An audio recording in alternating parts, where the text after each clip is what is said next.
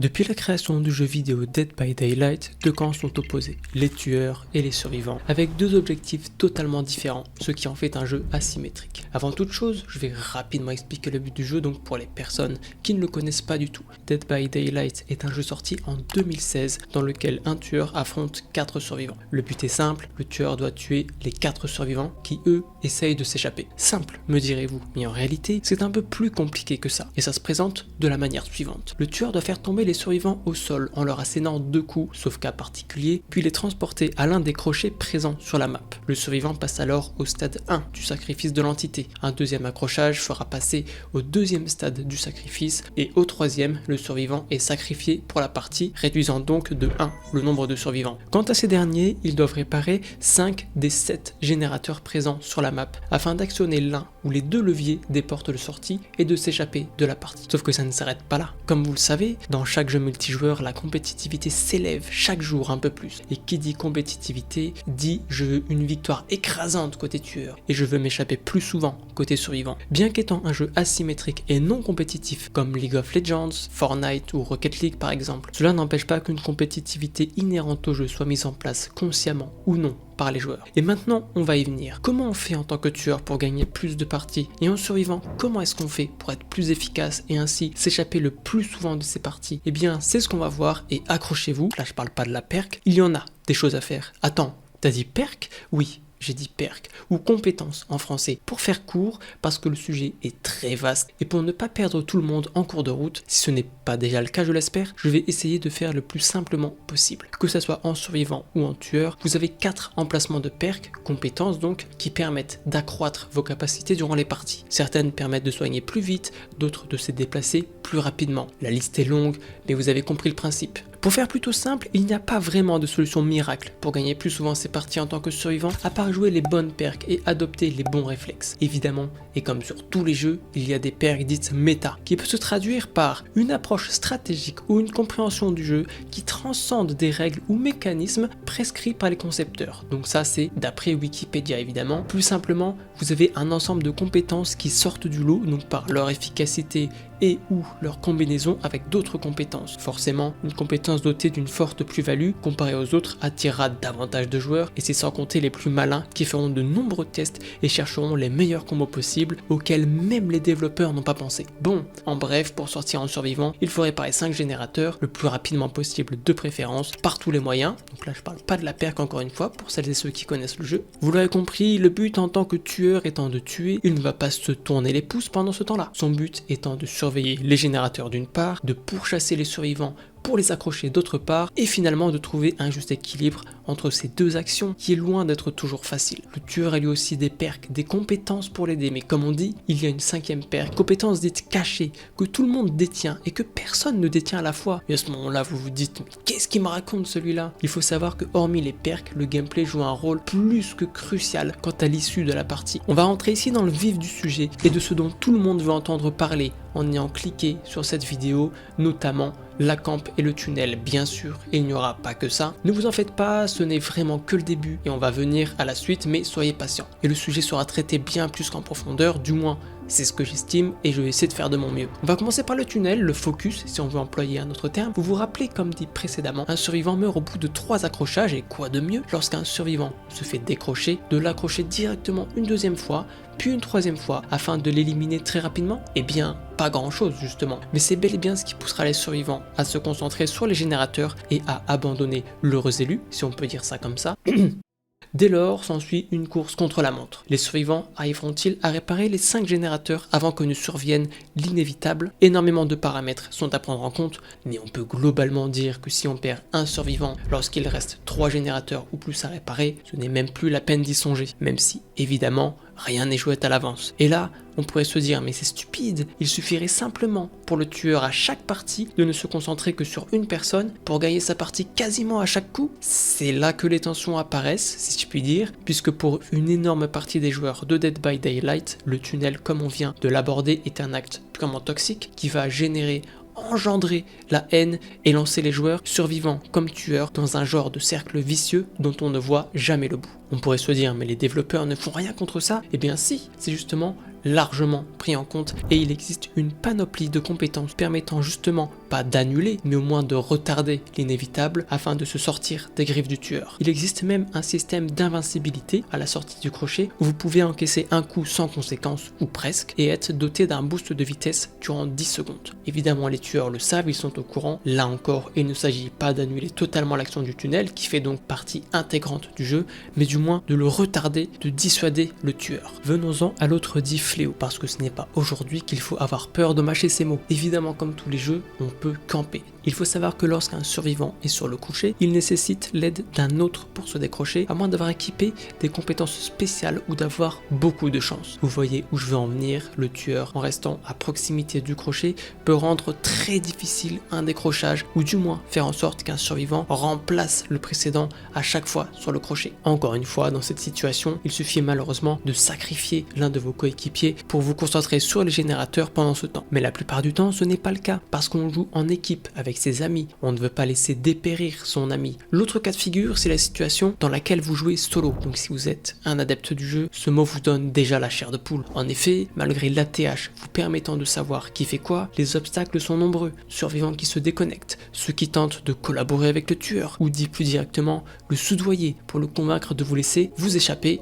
j'en passe parce que le sujet est bien plus que vaste. Pour en revenir à notre camp, on doit se dire, là encore les développeurs ont dû prévoir ça, n'est-ce pas? Il faut savoir que pendant longtemps, la camp n'a fait l'objet d'aucun malus pendant des années sur Dead by Daylight. Mais en septembre 2023, les choses vont changer un petit peu, puisque sera mis en place le système anti-camp, le système anti-face camp, pour être plus exact. Il s'agit d'une petite barre qui monte progressivement plus le tueur campe près de vous. Lorsqu'elle est remplie à 100%, vous avez l'opportunité de vous décrocher tout seul. Le système est en réalité très facilement contrable puisqu'il suffit de se tenir à une dizaine de mètres pour que la barre ne monte pas ou quasiment pas. Sans compter que si d'autres allées se trouvent autour, cela entrave également la progression de la barre. C'est assez technique tout ça, mais où est-ce que je veux vraiment en venir? La camp, tout comme le tunnel, font partie d'un gameplay intégré au jeu et que chacun est libre d'utiliser comme bon lui semble. Mais il se trouve que tout le monde ne peut pas l'accepter et voit en ce gameplay, ce comportement, quelque chose d'inacceptable, de non fair play qui est et sera source de haine et de frustration à la fin de quasiment chaque partie. Et les joueurs ne vont pas s'en priver de le faire savoir, puisqu'il existe un chat en fin de game dans lequel vous pouvez discuter avec vos alliés comme avec votre adversaire. Si vous êtes sur Steam, que vous soyez survivant ou tueur, vous avez probablement dû faire face à de nombreuses critiques concernant votre gameplay. Je ne compte plus le nombre de profils truffés, de commentaires qui respirent la haine et qui contribuent à créer une ambiance presque malsaine autour de tout ça. Encore une fois, et pour toutes les personnes qui pourraient se poser la question, il s'agit évidemment d'un gameplay non bannissable, contrairement à certaines actions. À ce moment-là, vous devez vous dire, mais à quoi sert la camp dans le jeu exactement? Si le tueur reste à côté du crochet, c'est du temps perdu, une pression qu'il ne peut exercer sur les générateurs pendant ce temps-là. Alors, c'est exact, oui et non, puisque lorsque vous vous faites accrocher, le rituel de sacrifice de l'entité avance à petit feu. Si personne ne vous décroche avant un temps à partie, vous pouvez passer au stade 2 du sacrifice, voire même au 3e stade du sacrifice si vraiment personne ne vient vous sauver. Bien sûr, certaines compétences peuvent vous aider à changer ça, mais ce n'est pas trop le sujet ici. Bon, du coup, comment on contre ça côté survie?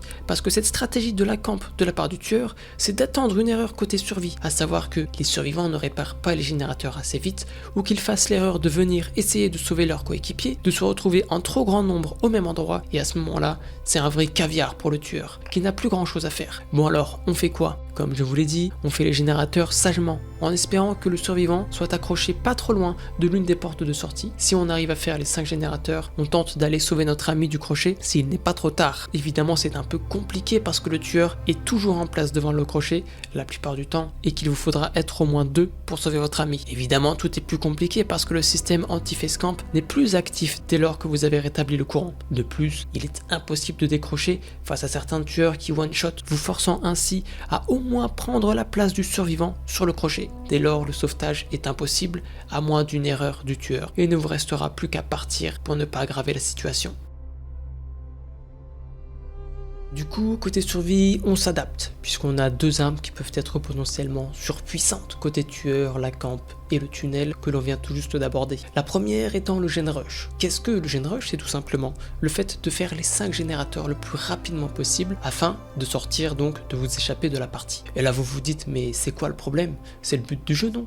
Eh bien oui. Sauf que tout comme lorsque vous jouez survivant, que vous vous faites tunnel et que votre partie dure 2-3 minutes, tout au plus, si vous vous débrouillez bien, cela ne paraît pas fair play aux yeux du tueur. Alors que reprenons les bases, le but du tueur est de tuer et le but des survivants de s'échapper, et c'est tout. Il n'y a pas de règle écrite qui dicte aux joueurs comment jouer, la manière que tout le monde pense légitime de jouer, comme s'il y avait des règles, elles se trouvent à l'intérieur de la tête des joueurs et nulle part ailleurs. Maintenant passons à un autre point, il y a ce qu'on appelle dans le jeu les bully squad. Il faut d'abord vous dire que vous pouvez jouer à 4 comme tout seul, le matchmaking vous mettra en relation avec des personnes plus ou moins de votre niveau, mais que vous ne connaissez pas, avec lesquelles vous ne pouvez pas communiquer, vous ne pouvez que deviner leurs actions ou les voir via le HUD. Une bully squad en général, c'est une team de 4 joueurs qui se connaissent, donc le plus souvent un groupe d'amis qui veut s'amuser ou passer du bon temps. Sauf qu'en général, sur un jeu, passer du bon temps est synonyme de gagner.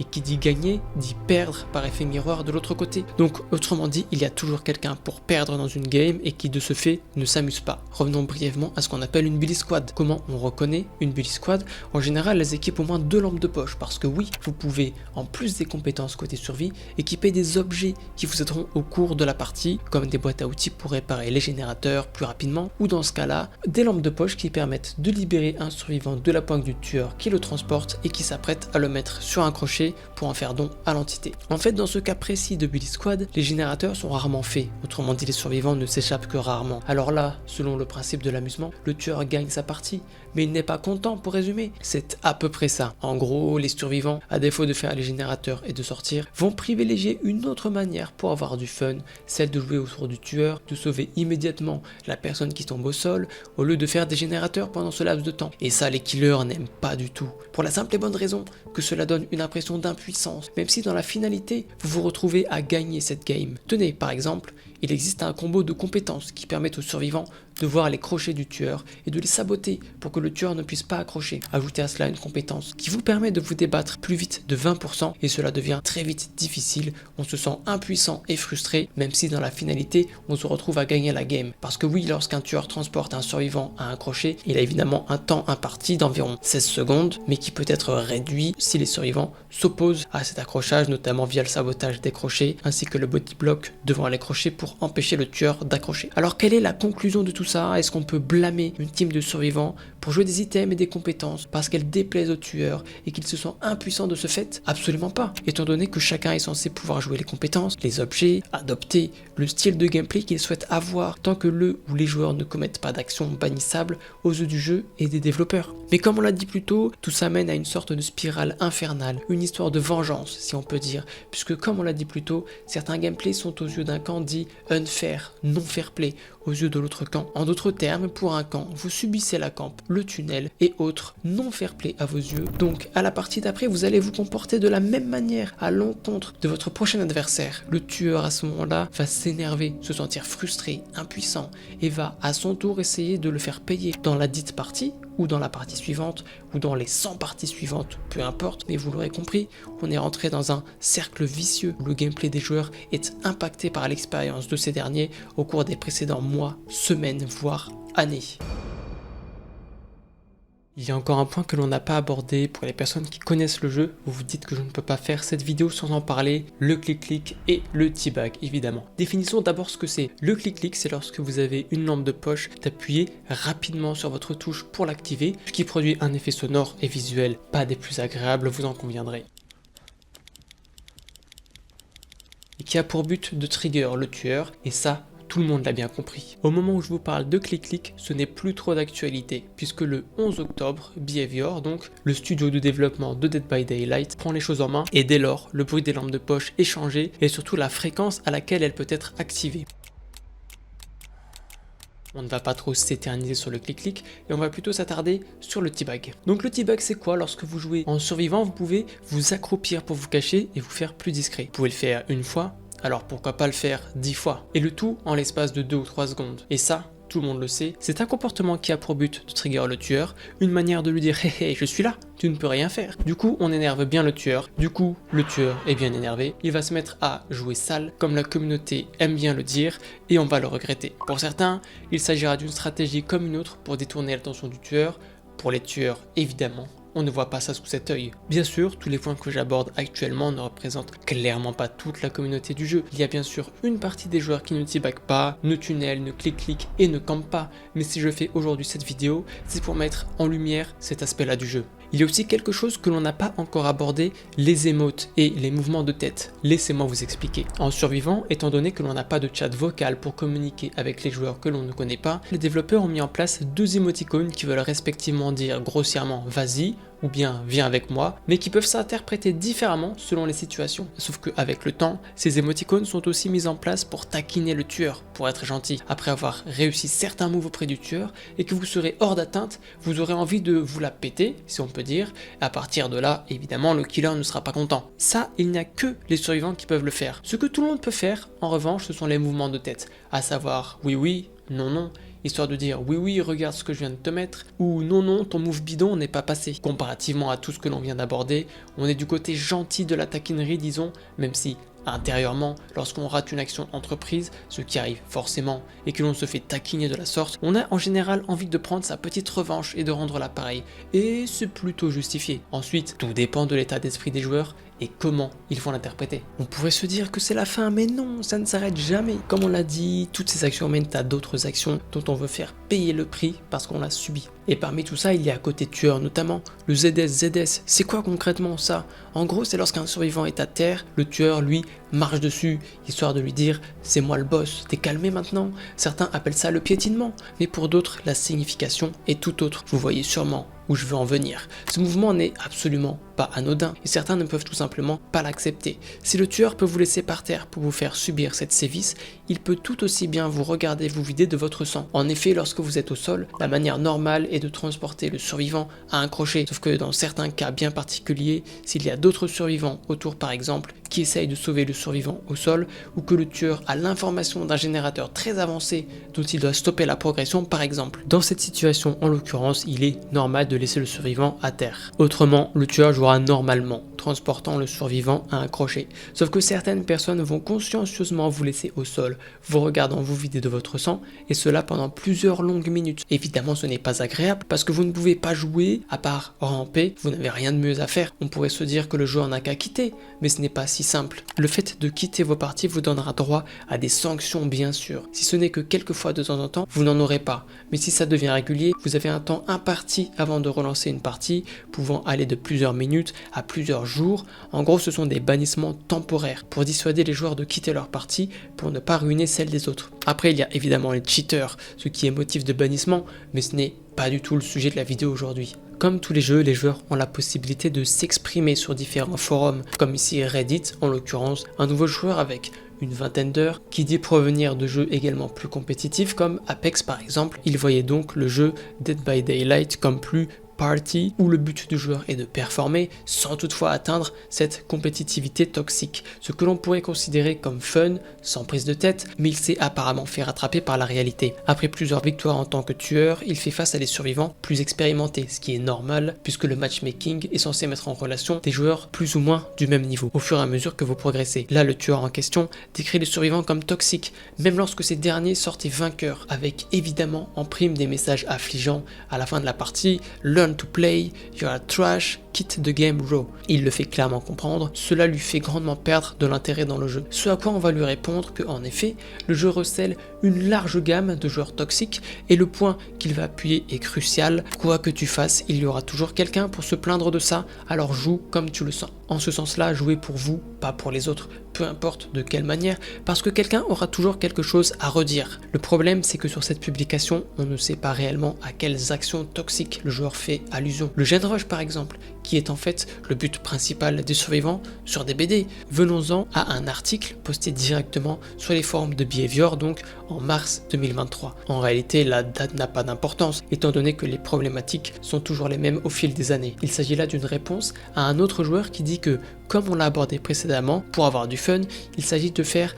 passer un miserable time à l'autre camp. Le côté toxique de la communauté est soulevé, survivant comme tueur, et que le chat de fin sert à descendre les autres. Enfin, qu'il est utilisé de cette manière. En gros, il dit que ce qui est considéré comme fun par un camp est considéré comme toxique par l'autre. Alors effectivement, vu comme ça, on est plus que dans une impasse. Loop intense, aveuglement à répétition, étourdissement à la palette, gen rush. Bon, en gros là, ce qui vient d'être décrit, c'est le but du jeu des survivants. Le loop étant la manière de tourner autour d'obstacles pour faire gagner du temps aux autres survivants, pour leur laisser le temps de réparer les générateurs, et ce en utilisant des moyens comme les étourdissements à la palette, des aveuglements à la lampe de poche, des générateurs de faits pendant qu'un survivant prend le tueur en charge. Mais c'est tout bonnement le but du jeu des survivants. Autrement dit, si vous ne faites pas ça, vous ne faites rien. Et oui, pour ne pas être toxique, vous devez ne rien faire. Ou bien alors, la deuxième solution, vous faites ce que vous voulez sans attendre rien de personne. Il est dit aussi que le but du tueur est de tuer les survivants, et ce par différents moyens, passant notamment par la camp et le tunnel pour sécuriser des kills,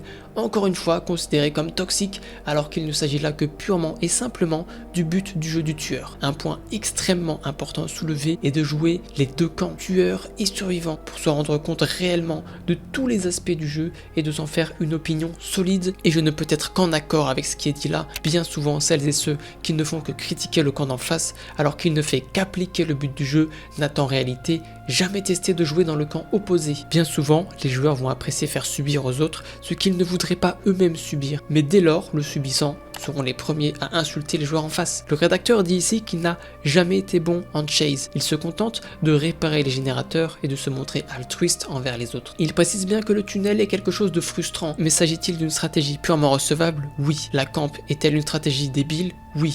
Mais casse-t-elle le jeu? Non. Il existe des joueurs comme celui-ci qui connaissent les contraintes en survivant, essayent d'éviter ces actions en tant que tueur qui sont frustrantes pour les survivants. Sauf en endgame par exemple, le tueur n'a plus réellement d'autre choix que de camper, étant donné qu'il s'agit du dernier objectif qu'il lui reste. D'autres joueurs s'offusqueront de se faire tunnel alors qu'ils foncent sur le tueur à la sortie d'un décrochage, comme expliqué ici. La finalité de tout ça, c'est comme dit ici, si les deux parties étaient plus ouvertes d'esprit, le jeu serait beaucoup plus chill avec une meilleure communauté, et ce que l'on peut faire pour améliorer cela, c'est de se mettre dans les baskets de l'autre camp pour le comprendre, plutôt de se dire que quelque chose cloche chez elle. Toutefois, il n'y a pas que des côtés négatifs à tout cela évidemment, la cohésion existe et la bienveillance également. Certains tueurs laissent sortir volontairement des survivants, d'autres font des games dites farm, où les survivants et tueurs s'entraident pour engranger plus de points et que tout le monde soit content. Et aussi incroyable que cela puisse paraître, un chat de fin de game avec des GG, comme tous les autres jeux, ça existe. Voilà, c'est tout pour moi, je ne sais absolument pas combien cette vidéo durera, mais ça sera le temps que j'estime nécessaire pour mettre tout cet aspect-là en lumière. La conclusion est la suivante: plutôt que de remettre la faute ailleurs, se plaindre et insulter gratuitement, on essaie de se mettre à la place de l'autre camp, et à partir de ce moment-là, les choses pourront peut-être changer. En tout cas, j'espère avoir pu traiter ce sujet le plus en profondeur possible. Honnêtement, c'est un sujet extrêmement vaste et que je trouve très difficile d'en explorer la moindre parcelle, étant donné qu'il y a de nombreuses facettes à creuser, à explorer, etc. C'était la première vidéo sur cette nouvelle chaîne et nous traiterons d'autres thématiques comme celle-ci sur DBD, parce que notamment j'ai d'autres sujets de vidéos qui vont arriver. Donc voilà, évidemment ça prend du temps, mais restez à l'affût. J'espère que cette vidéo vous aura plu, je vous remercie de l'avoir regardée. Restez à l'affût pour les prochaines fois et moi je vous dis à bientôt. Ciao ciao.